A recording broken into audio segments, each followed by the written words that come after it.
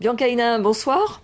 Bonsoir. Vous êtes la secrétaire fédérale du Front National, la secrétaire de la fédération locale depuis 5 ans. Alors juste une précision avant de démarrer cet entretien. On vient de vous voir dans Parler vrai à propos de l'alcool, de la drogue, du tabac. Une émission enregistrée. Cette fois, nous sommes en direct et on va donc parler politique. Donc, le Front National, très actif dans les années 80-90, n'a plus de tribune aujourd'hui, exception faite de deux conseillers municipaux au Mont d'Or et à Farino. Avez-vous toujours votre raison d'être aujourd'hui? Oui, oui, encore plus aujourd'hui, je crois. D'abord, je vais vous remercier parce que aujourd'hui, je vais pouvoir un peu répondre à tous les internautes de la politique qui parlent et qui s'étonnent du Front National, de la position du Front National à vouloir s'engager avec les partis de droite. Eh bien voilà, je vais pouvoir leur répondre. Et pour parler du Front National, oui, je crois qu'aujourd'hui encore plus, on a notre place pour les années à venir, parce que je crois que le Front National a toujours eu raison dans les prévisions de ce qu'allait être l'accord de Nouméa. C'est-à-dire? C'est-à-dire que tout le monde disait non, on va rester français. On a des transferts de compétences qui ne sont pas obligatoires. Or, aujourd'hui, on voit bien on arrive au bout de l'accord de Nouméa, qu'on ne peut pas faire de marche arrière. Il nous restera que les 4 compétences régaliennes à donner ou non notre vote pour l'accord de reprendre ces compétences. Alors on a toujours eu raison, hein, justement. La clé de répartition, le racisme qui s'est créé en Calédonie, qui avait beaucoup moins avant, et puis toutes les, euh, au niveau de l'argent, des financements que l'on risque fort de ne pas pouvoir honorer jusqu'au bout, eh bien aujourd'hui, le Front National a sa place parce que, encore une fois, on avait raison. On a un bureau qui continue parce qu'on a été en veille un petit peu puisque on n'a pas été élu depuis 2009, mais on a un Justement, bureau qui travaille tous les 3 4 semaines, qui se réunit et qui ouais. continue à être prêt pour Alors 2014. justement, on va parler un peu de votre affaiblissement progressif avec le recul. Comment est-ce que vous l'analysez de 84 à 2009? Là, vous avez perdu tous vos sièges au Congrès, dans les provinces et au Congrès. Ça vient de quoi ça? Alors, c'est vrai que c'est pas le Front National qui a le plus perdu en voie Mais vous, électorale. vous avez perdu, Mais nous, il on n'y a a plus perdu personne. les sièges au Congrès. C'est vrai qu'il y a eu aussi la dynamique de Calédonie Ensemble qui se mettait en place, de même qu'on avait bénéficié aussi l'affaiblissement du rassemblement quand il y a eu la scission avec Pierre Frogier et Jacques Lafleur. Donc il y a des voix qui se sont reportées au Front National, qui après sont partis certainement à Calédonie Ensemble, mais tout ça, Mais ça n'est jamais figé. Je crois oui. qu'il faut toujours se méfier des Mais électeurs. les alliances Mais que vous aviez faites à l'époque avec l'Avenir Ensemble, Première Formule et la plateforme, ça vous a pas alors, laminé? on n'a jamais fait d'alliance avec quiconque. On a souvent, justement, été accusé d'avoir mis à un moment Caroline Machoro, présidente de la commission permanente. On a été accusé d'avoir aidé le Rassemblement et d'avoir fait une alliance avec le Rassemblement. On a été accusé d'avoir mis Philippe Gomez à la province sud en tant que président, ce qui est vrai, mais c'était le reflet de l'électorat. Il ne voulait plus du rassemblement, les gens avaient voté Calédonie Ensemble. Le Front National en a été une charnière, et on voit Ils bien avaient quelle voté utilité, Avenir Ensemble à l'époque. tout à fait, Mm. on avait cette utilité justement de position charnière, parce qu'au moins au Congrès, les textes étaient votés, parce qu'on prenait, nous, une décision. Et il n'y avait pas les chamailleries qu'il y a aujourd'hui entre les uns et les autres, quand le Front National prenait une position.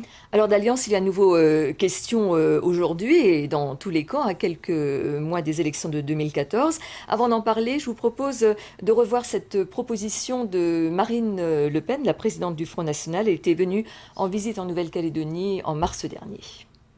Et ce que je voudrais surtout, c'est exprimer mon désir de rassembler autour d'une plateforme électorale tous ceux qui se sont éparpillés façon puzzle, permettez-moi, et qui du coup se sont affaiblis. Or, la Nouvelle-Calédonie a besoin de rassemblement autour de son adhésion à la France, de son lien que je crois indiscutable avec la France. Alors franchement, vu le contexte national, est-ce que cette proposition de plateforme électorale avec le Front National, faite par le Front National, ça prête pas à sourire?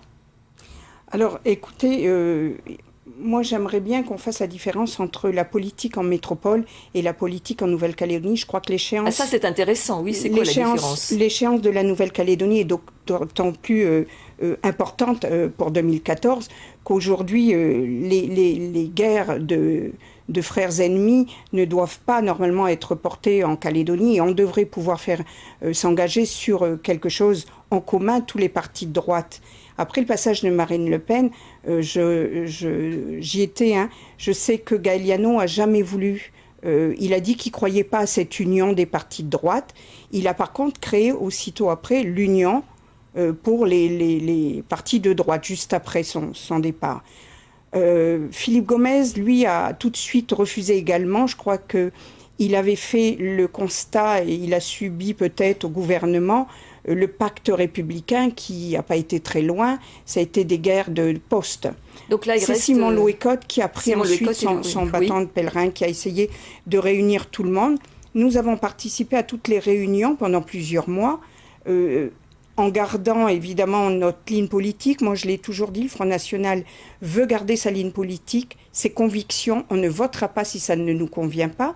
Nous étions contre l'accord, mais nous allons être très heureux de voter la fin de l'accord. Contre l'accord de Nouméa, vous étiez contre l'accord de Nouméa. Voilà. Mais cela dit, il semblerait que, en raison de leur appartenance à l'UMP, ni Gaëliano ni Pierre Frogier ne puissent vous accepter. Oui, excusez-moi, jusqu'à la veille d'une signature où on pouvait s'engager au moins sur un point, l'essentiel que la Calédonie reste française, on apprend par les responsables politiques locaux que du coup l'UMP de M. Copé ne veut pas faire d'alliance avec le Front National, que l'UDI de Pascal Vittori, qui est aussi MoDem et qui ne veut pas faire d'alliance avec le Front National, vous savez. Donc à ce moment-là, tout le monde fait une marche arrière et on se dit, pas de Front National. Alors c'est simple, moi je l'ai dit en leur présence, le Front National, si vous en voulez pas, il va se retirer et on partira seul aux élections. C'est un peu dommage parce qu'on va encore casser l'électorat de droite. Et vous reste un espoir ou pas ? Ah oui, moi je pense qu'on a toujours, on a encore du temps, mais au 1er décembre, moi je crois que je vais m'engager en politique pour partir sur une liste Front National. Si les gens veulent pas s'allier avec le Front National, c'est quand même dommage, mais c'est en face qu'ils vont gagner.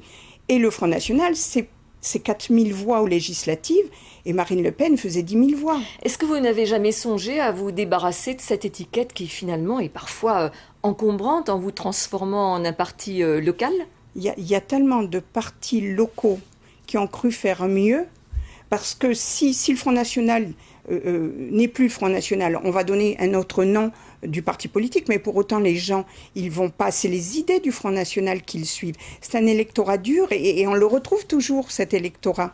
Et qu'en est-il du Rassemblement Bleu Marine, cette association qui a été créée après le passage de Marine Le Pen en Calédonie ? Non, un peu avant. Ça ne pourrait pas se substituer au FN, en l'occurrence ? Et vous pensez que les Calédoniens pensent que le Rassemblement Bleu Marine, c'est pas le Front National ?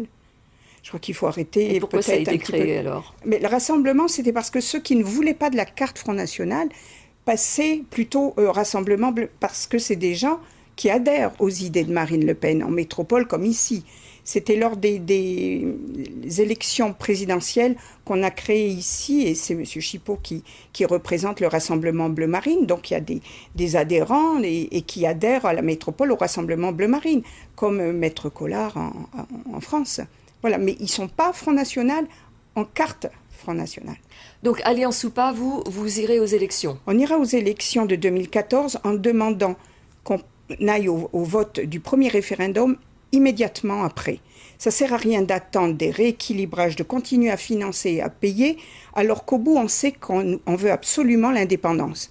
Donc, à quoi ça sert d'avoir rééquilibré, d'avoir essayé de partager toute la vie, toute la collectivité, toute la Calédonie, il y a eu des terres qui ont été reprises, si au bout c'est toujours l'indépendance. C'est soit les indépendantistes s'entendent avec les partis qui sont non indépendantistes, et notamment avec les Mélanésiens qui sont non indépendantistes. Il faut aussi y penser. Je crois que Simon Louécotte a justement fait en sorte de les rassembler, ces gens-là, parce que tout le monde ne veut pas de leur indépendance. Donc voilà, il faut absolument que nous, on fasse un seul et même poids en face des indépendantistes. Alors, si vous voulez, on va développer ça, mais tout d'abord, on va écouter Daniel Goa, le président fraîchement réélu de l'Union calédonienne. En ce moment, les partis indépendantistes affinent leur stratégie électorale et précisent leur vision pour l'avenir. Le train, il part. Et qu'il faut le prendre, parce que sinon, on se retrouve dans une situation un peu ambiguë. À la sortie, au bout de 3 référendums négatifs, c'est quand même le peuple colonisé qui reviendra devant le colonisateur. Donc cette population qui a la majorité électorale aujourd'hui, elle n'est pas reconnue dans ce cadre-là. Elle ne sera plus reconnue. Mais elle sera là devant, quand il faudra créer le pays indépendant, elle sera avec nous. Vous avez déjà commencé un petit peu à répondre avant de l'entendre, mais quels commentaires supplémentaires pourriez-vous apporter au fond? Ce que dit Daniel Goa, l'indépendance est inéluctable et il faut vous entendre. C'était pas ce que disait le Rassemblement au départ. Il y a 10 ans de ça, c'est pas ce qu'il disait justement. Là, on parle de aujourd'hui, oui, mais aujourd'hui, oui. le piège, c'est les Calédoniens qui le vivent tous les jours, vous voyez. Donc, faire confiance à des gens qui nous ont persuadés qu'on n'y arriverait pas, aujourd'hui, je trouve ça un petit peu fort. Mais Daniel Goa et l'Assemblée constituante, moi, je dis oui quand c'est un pays qui est indépendant. Il faut d'abord se gagner. Qui deviendrait une assemblée référendaire dans un premier temps. Oui, dans un premier temps. Mais ça, c'est encore des mots pour essayer de camoufler l'essentiel. Il n'y a pas d'assemblée constituante à avoir tant qu'ils n'ont pas gagné l'indépendance. Nous, on va se battre pour ne pas que ce pays soit indépendant. Et ensuite, après les votes de 2014, il y a des discussions à reprendre avec les indépendantistes, les non-indépendantistes, pour avoir déjà un statut de stabilité politique sur ce territoire pour tous ceux qui y vivent. Parce que je crois que le Front National doit être absolument dans ces discussions, parce que nous avons toujours été les seuls à défendre la propriété privée. L'emblème de la Nouvelle-Calédonie, et non pas un drapeau, le nôtre sera toujours bleu, blanc, rouge. Et puis aussi, il faut que l'État se rappelle qu'ici, en Nouvelle-Calédonie, ils ont le peuple français qui n'a pas demandé l'indépendance, et on a besoin de certaines garanties. Une question plus personnelle au passage. Là, on a entendu Daniel Goa, l'Union calédonienne. D'une certaine manière, vous avez, vous aussi, des gènes l'Union calédonienne. Votre père était militant à l'UC. Vous n'avez pas été tenté de suivre cette voie? Je crois que c'est le discours de l'UC qui a changé beaucoup. La moitié, plus de la moitié époque, alors. Tout à fait. Toute la Calédonie suivait le slogan « Deux couleurs, un seul peuple ». Aujourd'hui, quand on entend Daniel Goa, il dit « il y a un train, vous le prenez ou vous le prenez pas, mais nous, ça sera l'indépendance ». Et qu'est-ce qu'il pense de ceux qui ne veulent pas de l'indépendance? Il n'y a pas de part, il n'y a pas de partage pour cela. Quand on entend M. Ouamitan qui dit, lorsqu'on l'interroge sur les transferts de compétences et sur les financements, il dit oui, on va voir exactement combien ça coûte et comment on va pouvoir faire. Mais j'ai envie de dire, on est à 6 mois des élections quand même. Il est temps de savoir comment on va trouver 150 milliards si la France disparaît, se retire. Voilà, c'est un petit peu... Alors vous avez dit clairement que vous souhaitez aller au référendum, poser les 3 questions. Alors, si la réponse est oui... Alors, je crois que les Calédoniens... À l'indépendance, oui, à oui, bien l'indépendance. sûr. Mais c'est exactement ça. Soit c'est non. Et là, on doit discuter parce qu'ils ne pourront pas ignorer... Oui, mais si elle est lui... Mais si oui. c'est... Et vous pensez que eux, ils vont avoir des remords et qu'ils vont partager le camp indépendantiste? Ils attendent la souveraineté. Il faut qu'on soit fort en face. Si c'est oui qu'il y a l'indépendance, eh bien, tout le monde va assumer ce que certains élus ont signé, qui s'appelle l'accord de Nouméa, qui allait vers la décolonisation de la Nouvelle-Calédonie. On le dit depuis 15 ans au Front National. On a été taxé de tous les maux. Aujourd'hui, nous avions raison. Alors, si après 2014, des discussions s'engagent sur la solution consensuelle, est-ce que vous serez partie prenante au cas où la possibilité vous serait offerte? Oui. Bien sûr. Alors, jusqu'où ne pas aller trop loin pour vous dans l'éloignement d'avec la France? On est complètement au bout. Il nous reste que les 4 compétences régaliennes qui sont déjà toutes les 4 tout ce qui est l'international, c'est déjà fait. Et puis c'est pas le pire. Je crois que les 4 compétences régaliennes, on doit absolument les garder si on veut garder une garantie de stabilité et de sécurité pour nos populations.